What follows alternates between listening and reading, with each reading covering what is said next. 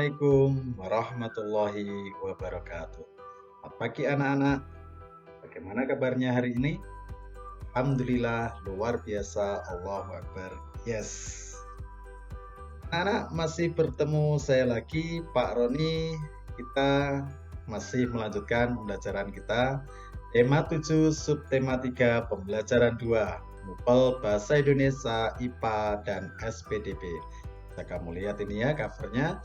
Ada beberapa, ini ada batik, ada ukiran-ukiran, dan juga ada anyaman, tas dan sandal yang terbuat dari anyaman ini. Ya, ini masih peristiwa mengisi kemerdekaan. Di PP1 sudah kita pelajari. Ya, oke. Sudah siap hari ini? Oke, sebelum kita mulai, alangkah baiknya kita berdoa terlebih dahulu. Berdoa mulai. Oke, sudah siap anak-anak? Oke, kita lanjutkan. Tiap warga negara Indonesia berkewajiban mengisi kemerdekaan dengan kegiatan-kegiatan yang positif sesuai dengan peran masing-masing di dalam masyarakat. Demikian juga dengan pelajar. Peran apa yang bisa dilakukan sebagai pelajar untuk mengisi kemerdekaan? Kemarin sudah disebutkan sebagai warga negara Indonesia wajib melakukan kegiatan-kegiatan positif untuk mengisi kemerdekaan Indonesia. Ini kita sebagai pelajar, apa yang harus dilakukan? Peran pelajar dalam mengisi kemerdekaan negara kesatuan Republik Indonesia kini telah menjadi negara yang berdaulat dan merdeka. Sebagai negara yang telah merdeka, tugas warga negaranya untuk melakukan kegiatan-kegiatan mengisi kemerdekaan sesuai dengan peran masing-masing. Pelajar merupakan salah satu warga negara yang memiliki peran dan tugas yang harus dilaksanakan untuk mengisi kemerdekaan. Pelajar merupakan bagian dari pemuda bangsa yang akan menjadi penerus bangsa ini. Sebagai generasi penerus bangsa, para pelajar dituntut bekerja keras dan belajar dengan sungguh-sungguh untuk meningkatkan kualitas dirinya. Ya, generasi berkualitas pasti diperlukan untuk memajukan bangsa. Belajar tidak hanya dilakukan di lingkungan sekolah saja. Belajar dapat dilakukan melalui kegiatan-kegiatan kemasyarakatan yang sangat berguna untuk mengasah rasa peduli dan cinta tanah air. Kegiatan-kegiatan seperti pramuka, PMR atau Palang Merah Remaja, menjadi duta seni, kegiatan olahraga merupakan beberapa kegiatan yang berdampak baik bagi peningkatan kualitas diri pelajar. Dengan demikian, pelajar terhindar dari kegiatan negatif yang dapat menimbulkan masalah dalam masyarakat, seperti tawuran antar pelajar atau terjerumus dalam tindakan kekerasan serta pelanggaran hukum lainnya. Perjuangan pelajar sebagai generasi muda saat ini tidak lagi mengangkat senjata dan berlaga di medan perang melawan penjajah yang tampak. Masa itu telah berlalu.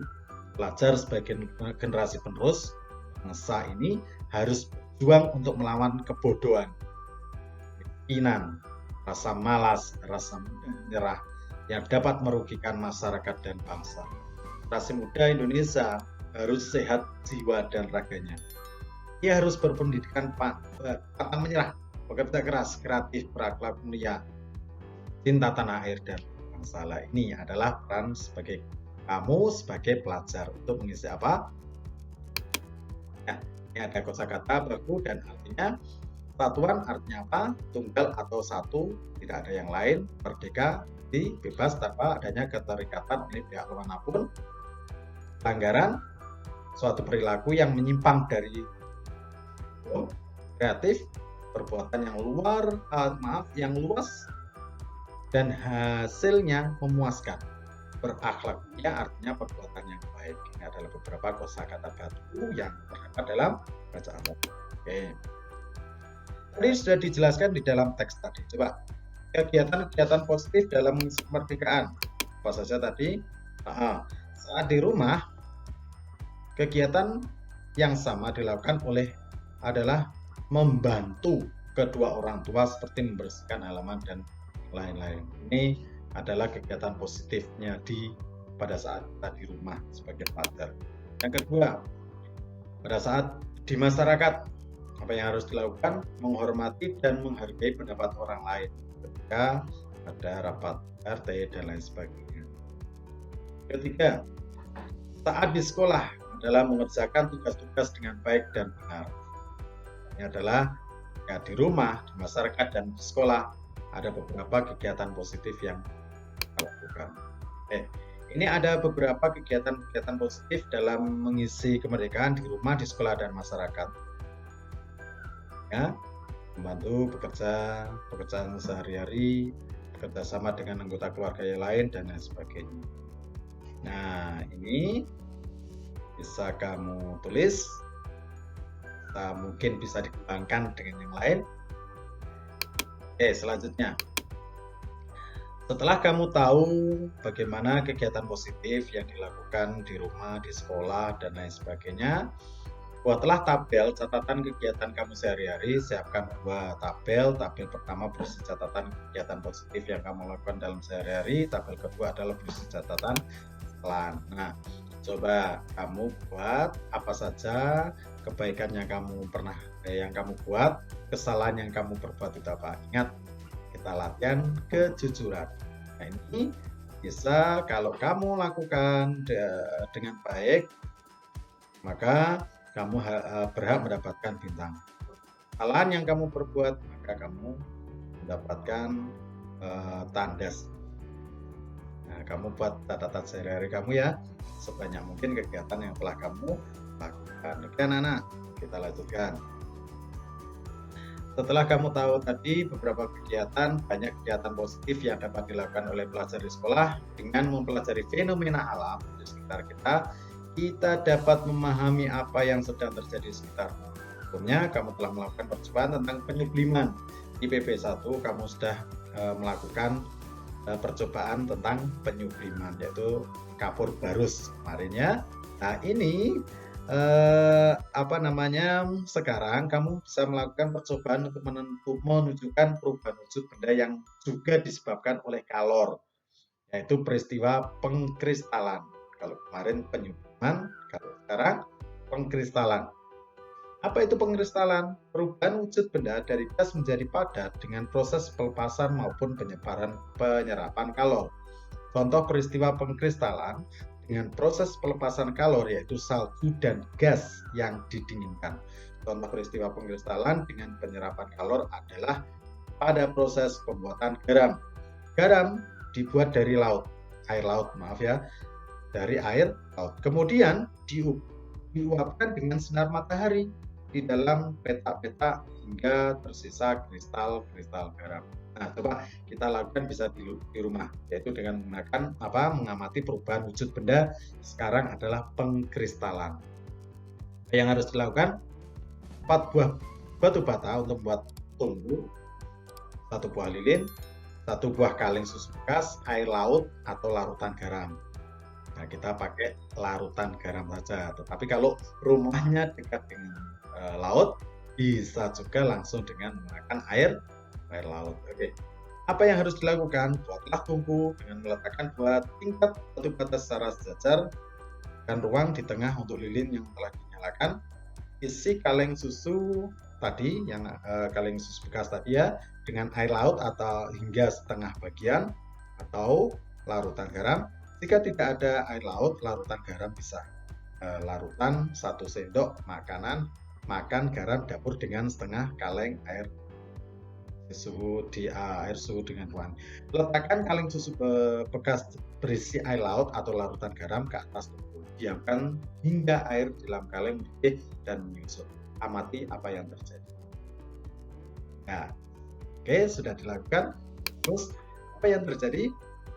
Nah nih, bahan air laut atau air garam tadi, kalau dipanaskan dalam kaleng bekas menggunakan lilin yang bertujuan untuk menguapkan air laut agar supaya terbentuk garam. Hasilnya, saat proses pemanasan volume air berkurang karena air laut menguap dan lama-kelamaan terlihat endapan putih atau garam. Endapan putih semakin banyak, volume air semakin berkurang hingga akhirnya berbentuk garam yang halus. Maka kesimpulannya adalah pembuatan garam dari air laut yang dilakukan dengan cara penguapan dengan menggunakan pemanasan lilin menunjukkan perubahan wujud dari benda gas menjadi benda padat atau yang disebut dengan pengkristalan. Peristiwa pengkristalan merupakan kebalikan dari penyubliman. Kebalikan dari apa? Betul. Tadi sudah belajar tentang bagaimana kegiatan positif dan juga pengkristalan. Ini seni rupa daerah Indonesia. Kita tahu Indonesia sangat luar biasa, terdiri dari berbagai macam budaya. Seni pun semakin banyak juga. Seni rupa daerah adalah seni rupa yang terdapat di berbagai daerah Indonesia. Seni rupa daerah dapat disebut juga seni rupa tradisional karena dikerjakan secara turun-temurun di suatu daerah. Rupa daerah dapat berupa seni kerajinan, seni lukis, dan seni patung. Seni kerajinan meliputi seni tekstil. Seni tekstil itu ya batik, tenun, mungkin songket, itu termasuk seni tekstil. Seni anyam, seni ukir, dan seni keramik. Hasil karya seni tekstil dan seni lukis berbentuk dua dimensi, yaitu memiliki ukuran panjang dan lebar. Hasil karya seni anyam, seni keramik, dan seni patung pada umumnya berbentuk tiga dimensi, yaitu memiliki ukuran panjang, lebar, dan tinggi, atau memiliki volume.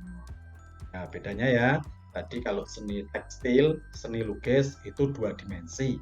Tetapi kalau seni anyam, seni keramik, dan seni patung biasanya berbentuk tiga dimensi yang memiliki ukuran panjang, lebar, tinggi, atau memiliki volume.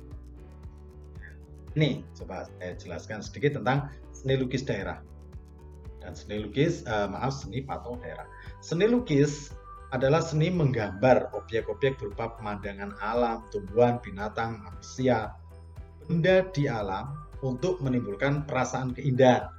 Seni lukis daerah mengandung nilai-nilai budaya yang berkembang di suatu daerah. Salah satu seni lukis daerah yang terkenal adalah seni lukis kemasan dari Bali. Kamasan adalah sebuah desa di Kabupaten Klungkung yang sebagian besar penduduknya berprofesi sebagai pelukis. Seni lukis Kamasan merupakan seni lukis klasik yang biasanya bertema kisah pewayangan, kehidupan bangsawan, dan dongeng binatang. Para pelukis menggunakan warna alam yang dicampur dengan perekat yang menempel pada kanvas. Kanvas yang digunakan berupa kain kasar yang dicelupkan dengan bubur beras. Kalau dijemur, lalu dijemur di bawah sinar matahari. Setelah dijemur, kain digosok agar permukaan halus dan siap untuk dibuat sketsa. Selain seni lukis daerah dari Kamasan, seni lukis kaca Cirebon juga merupakan seni lukis klasik yang menggunakan bahan dan teknik yang berbeda. Seni lukis kaca Cirebon dibuat dengan cara terbalik menggunakan media kaca. Sketsa dibuat pada kertas yang kemudian ditempel pada kaca lalu dilukis bagian sebaliknya dengan menggunakan kuas. Salah satu tema khas lukis kaca Cirebon adalah wayang dan batik Cirebon dengan motif megamendung yang terkenal. Ini adalah seni lukis dari Bali dan juga dari Cirebon. Kalau Cirebon menggunakan apa tadi? Kaca. Bali menggunakan kanvas biasa. Oke. Yang kedua, seni patung daerah. Ini yang dikatakan tadi apa? Yaitu tiga dimensi. Seni patung adalah seni membuat bentuk manusia atau binatang dengan bahan yang lunak atau bahan keras. Patung dari bahan lunak dibuat dengan teknik membentuk, sedangkan patung dari bahan keras dibuat dengan teknik meraut atau memahat.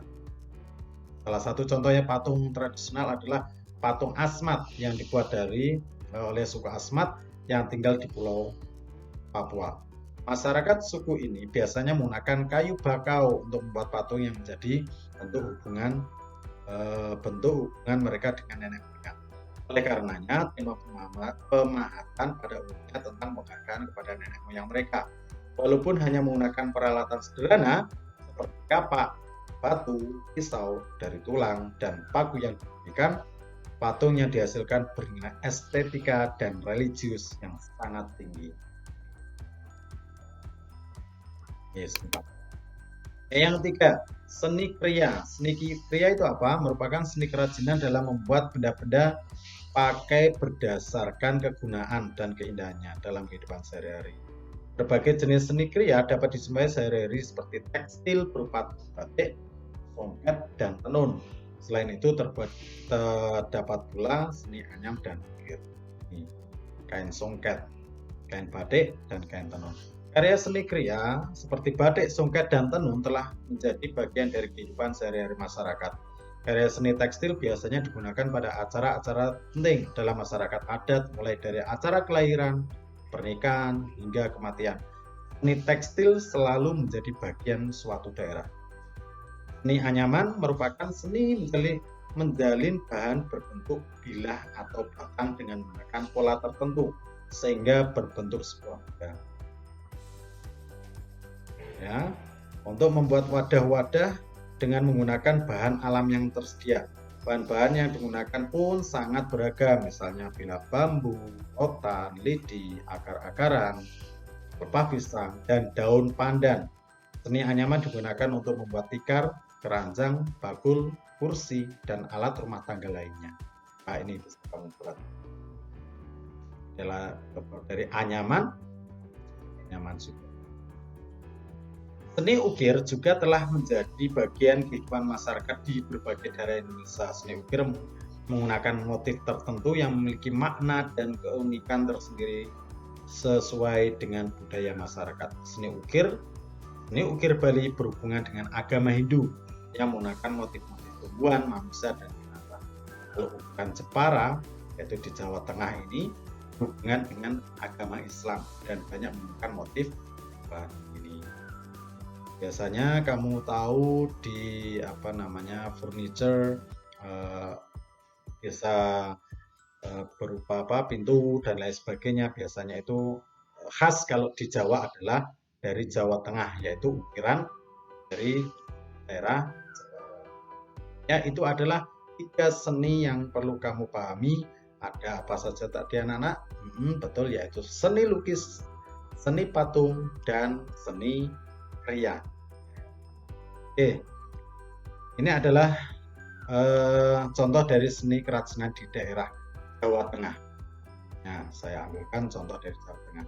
Ciri-ciri jenisnya batik Pekalongan. Seni anyamannya adalah tikar mendong Wonosobo juga Jawa Tengah. Seni ukirnya yaitu seni ukir Jepara yang ada di Jawa Tengah. Kegunaan batik Pekalongan, benda pakai, bentuknya 2 dimensi, warnanya merah, biru, hijau, violet, dan orange. Motif hiasnya hewan dan tumbuhan. Bahannya terbuat dari kain pastinya. Teknik pembuatan tulis dan cap. Kalau tulis itu tulis secara manual. Ya, kalau cap langsung ada capnya atau alatnya yang digunakan untuk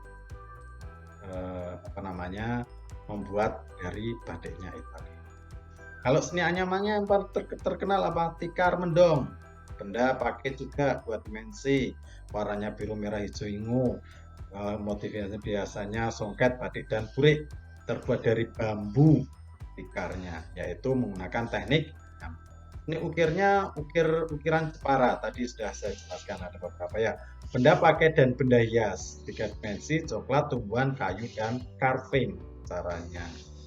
Oke, demikian tadi sedikit penjelasan dari saya. PP2 pembelajaran 2 subtematika tema 7 di kelas 5. Demikian bisa saya sampaikan. Selalu semangat belajar. Sampai jumpa dan terima kasih. Assalamualaikum warahmatullahi wabarakatuh. Like dan subscribe.